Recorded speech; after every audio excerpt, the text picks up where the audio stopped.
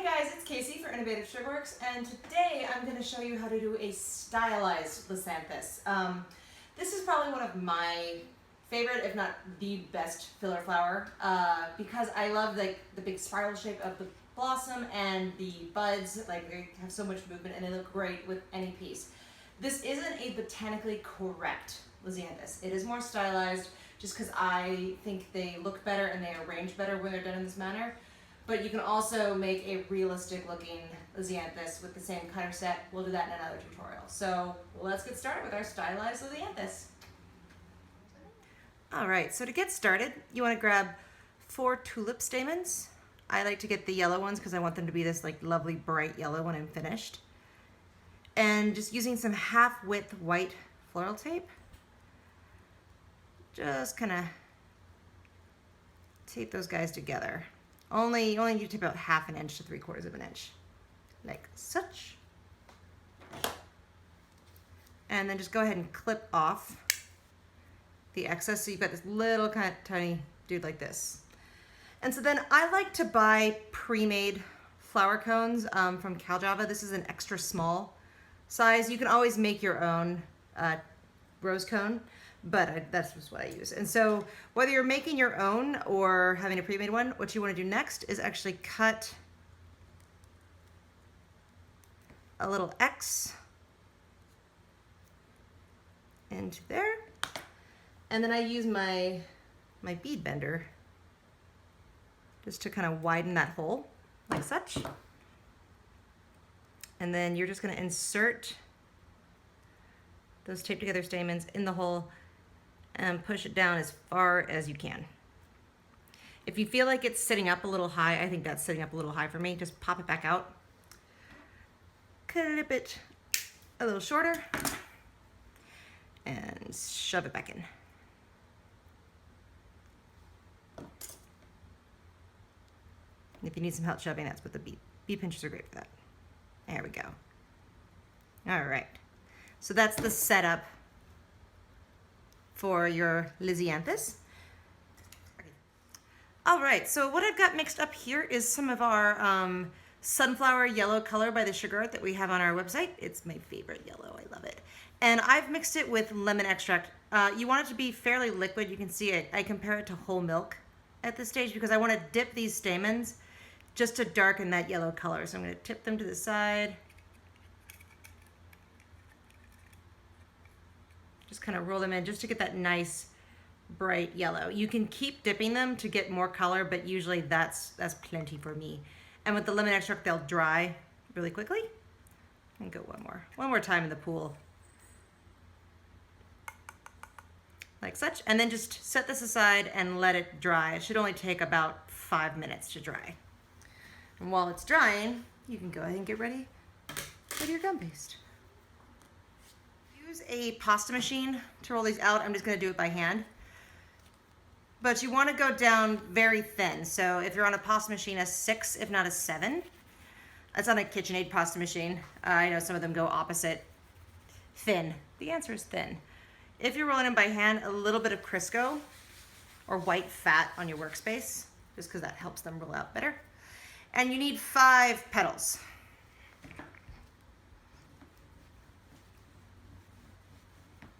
So just make sure you're rolling out enough for 5. And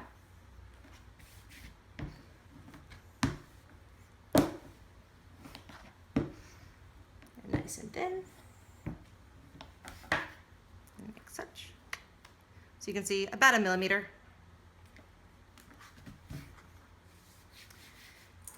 And then depending on the size flower you want to do, you can use the one. I'm trying to do a full-size bloom, so I'm going to use the largest petal. And if you notice, one side is really ridged and ruffly, and one side is more teardrop shaped. The side you want to use depends on how you want your final flower to look. I like mine to be a little bit more ruffled and stylized, so I use this side more often than the other side. But if you wanted to do a more clean edged, you can definitely use that side. They're both correct. It's a matter of preference. That's why we did them this way. So since I'm using the duller side, I've got a little foam piece just to save my hand. Go Go ahead and cut 5 petals.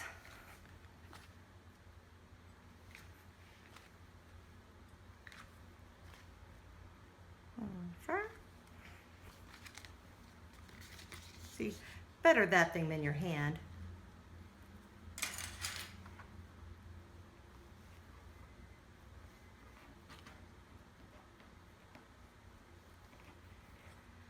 And so then we're going to go ahead and vein these guys.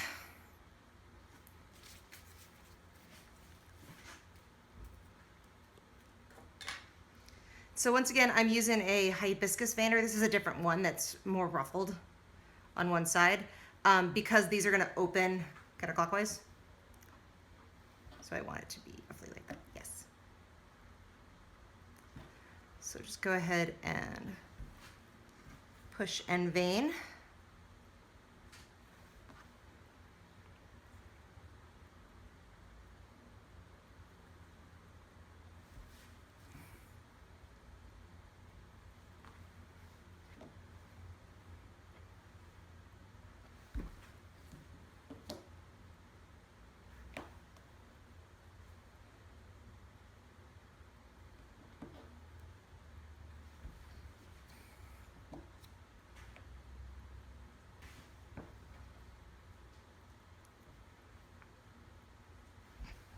Such.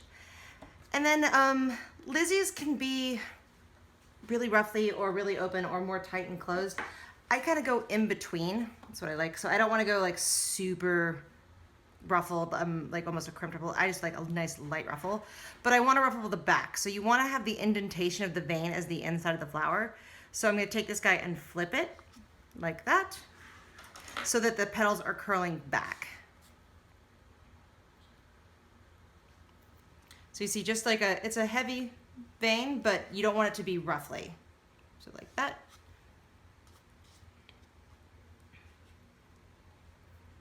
And you just have to do the top. You don't have to go all the way around.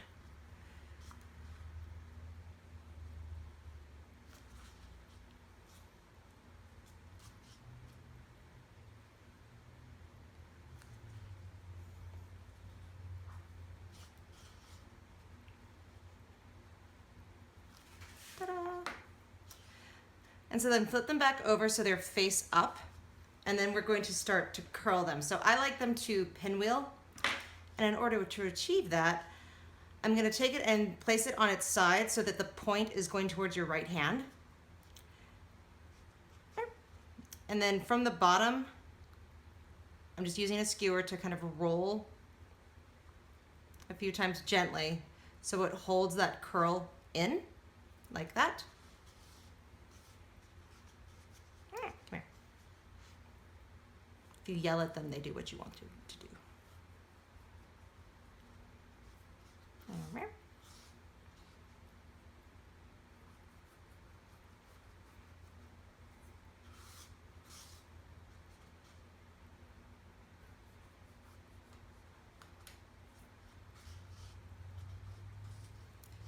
And 6.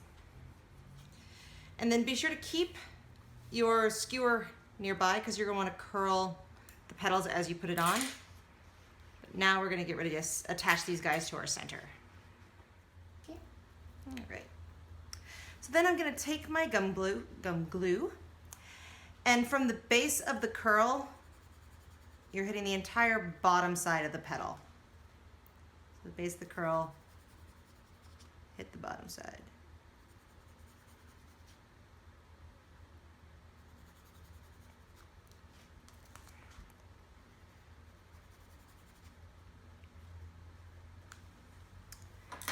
And then we're going to grab our center, and you're going to place your first petal with you see that curl goes right up to the base. You can actually curl it around the base and the stamens if you want. And then you want to wrap the bottom around like that. It should fit fairly well. Just make sure it's nice and attached like that. Don't worry about opening it up anymore, but just like that. And so then you'll add your next petal kind of equal distance around from the center.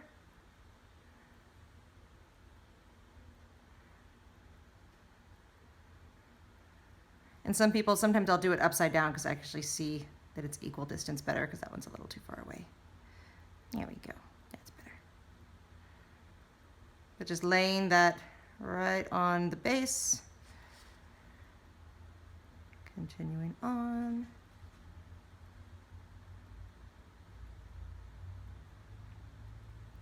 The hardest part is trying to get them equal distance from each other.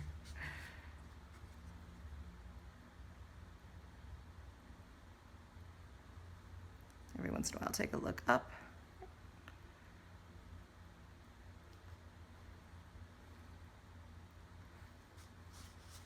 And then lift up that very first petal you place down. Should lift off fairly easily to lay in the last one so that everything overlaps in a pinwheel.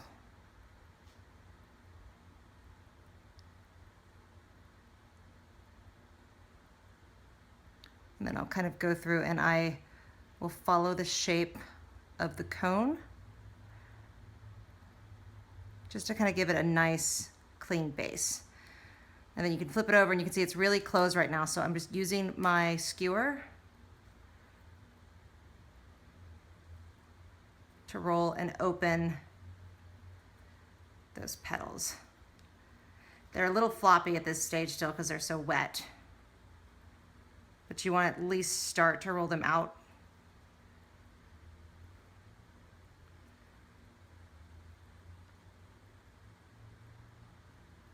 Like that. As you can see, it's got that cool like, little pinwheel center. And then hang these upside down to dry. And I like to go back and I'll check on it every 2 or 3 that I make. I'll go and check on the previous ones just to kind of open them. As soon as they get kind of leather hard and start to hold their shape, I'll flip them back open so they open up naturally and they don't get too closed. Because if you let them dry completely like that, they will be very, very closed like that. I want them to be a little bit more open. But you can just kind of fiddle with them like that. So we'll let that guy dry. And while that's drying, we'll start with our buds.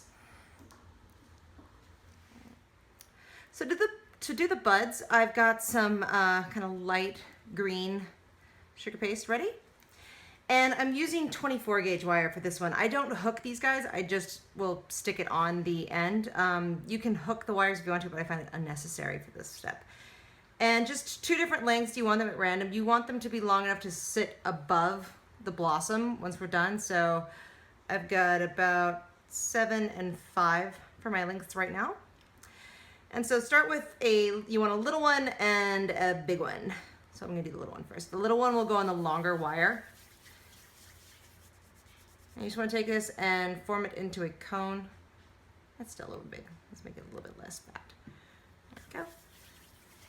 So rolling, and then forming it into a cone. You don't want to go too sharp on the point, but you do want a nice little cone shape like that. So then dip your wire in your gum glue,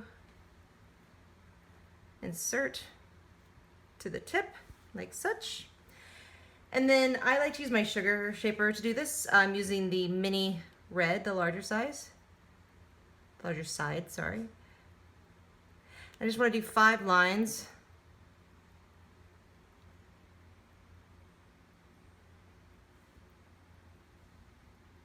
It's always fun trying to get them even.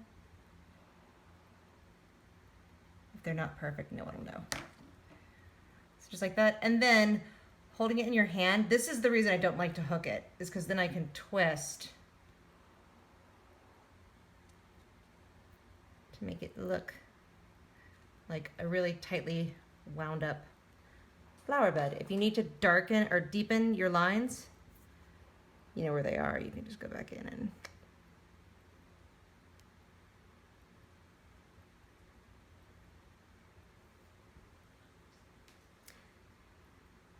some people say you should cut it. Oops. Cut it and then wrap it. I can't cut something in 5 equal sections, so that's why I just draw like such.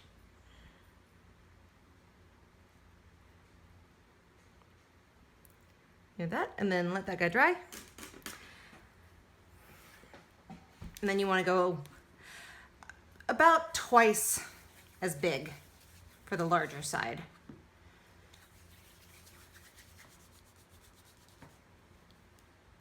It's a little big.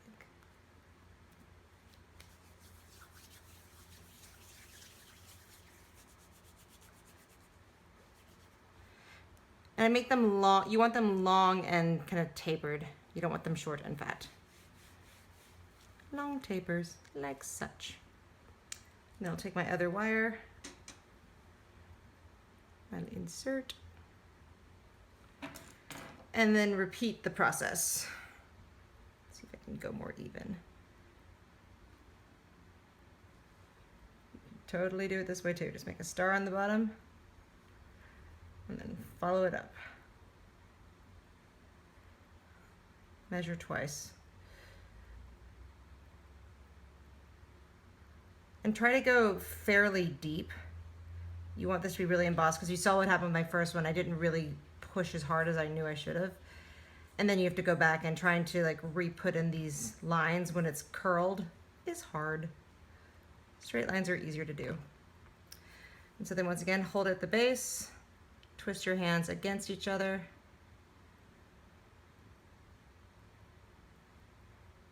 Like so. Just to get a nice little twisty flower. I still didn't push hard enough. Just like that. And then let that guy dry. All right. So while everything else is drying, we can go ahead and make our calyx. And I'm gonna do 3 different sizes. The largest one that comes in our kit for the flower. And then I've got my little PME ones that I like the shape of, but they just weren't big enough. So you've got those 3, flower, larger bud, smaller bud. You could use this one for all 3 if you want. You just want to curl the edges because Lisianthus have these really kind of thin, delicate calyxes in the end. They're almost wound on themselves. I, however, find when I'm trying to arrange those, they break. So I try to keep them close like this. But if you're trying to go for a really realistic Lizzie, you can curl the petals like that, the calyx like that. So go ahead and roll out your paste. Same thickness, about a millimeter.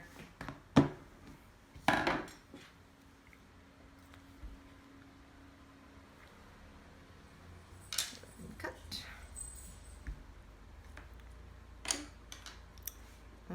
Three.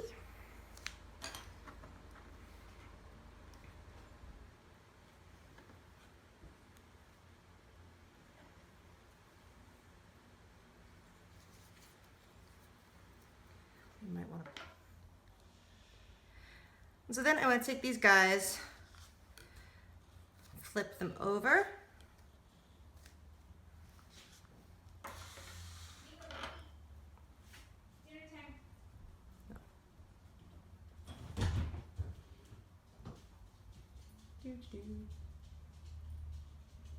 All right.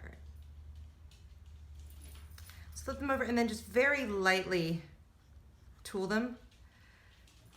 Just to kind of thin the edge and stretch them out a bit. I'm just going from the center, just on the gum paste, not on the mat at all.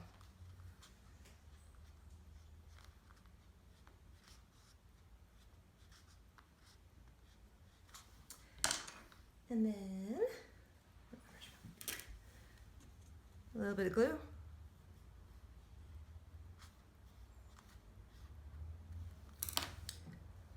Take our flower, which you can see has like opened up really nicely. So it's got that kind of like full prettiness.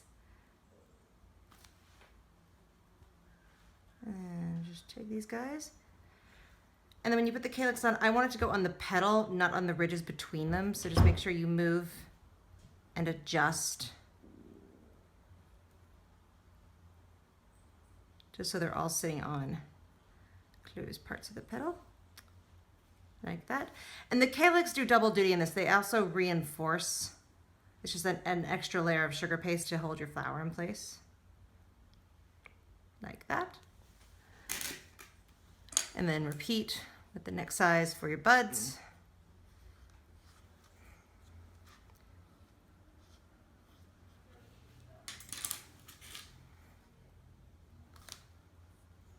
And just slide them up.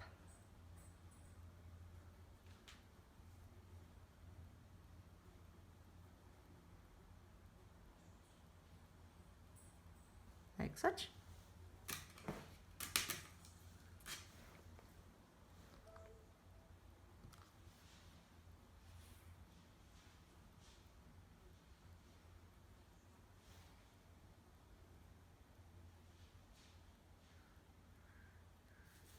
Like that. And so then you can grab some of your green, light green floral tape.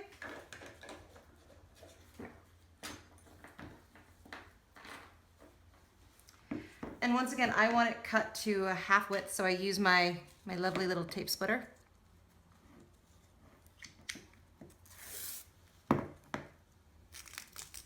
Oh, it's got a clog in it.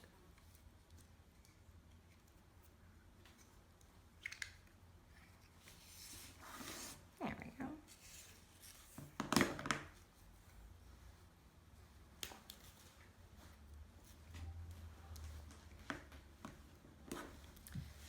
And so I want to wrap all my petals and my flowers. Even if you use green wire, I always wrap them just to thicken up. Come on. I got Crisco on my hands, so the tape is like, no. Thank you. And so once again, just start loosely at the bottom and then push it up to the base and tape all the way down.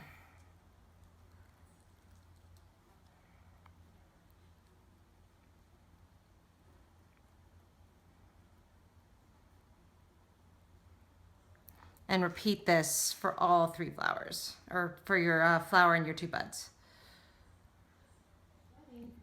All right, so once you've got all 3 of them taped off, you just need to assemble them. I want my buds to always show over the flower, so you can put it as high or low as you want. It's really up to you.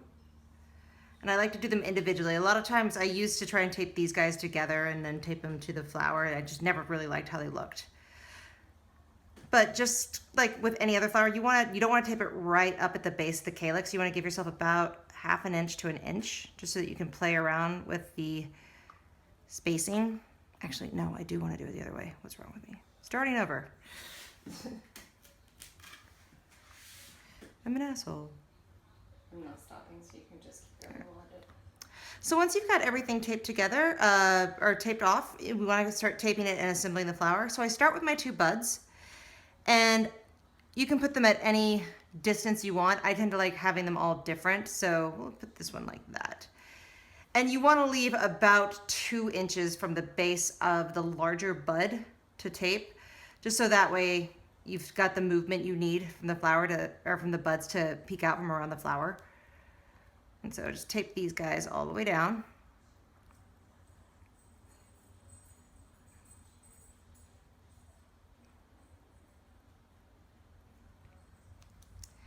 And then grab your flower and you just want to attach them so that you can clearly see the first bud over the edge of the petals is where I like to put them. You can always adjust it and change that up depending upon how you want it to look. But you want to give at least ½ an inch to an inch from the bottom of the flower to where you start to tape the buds off.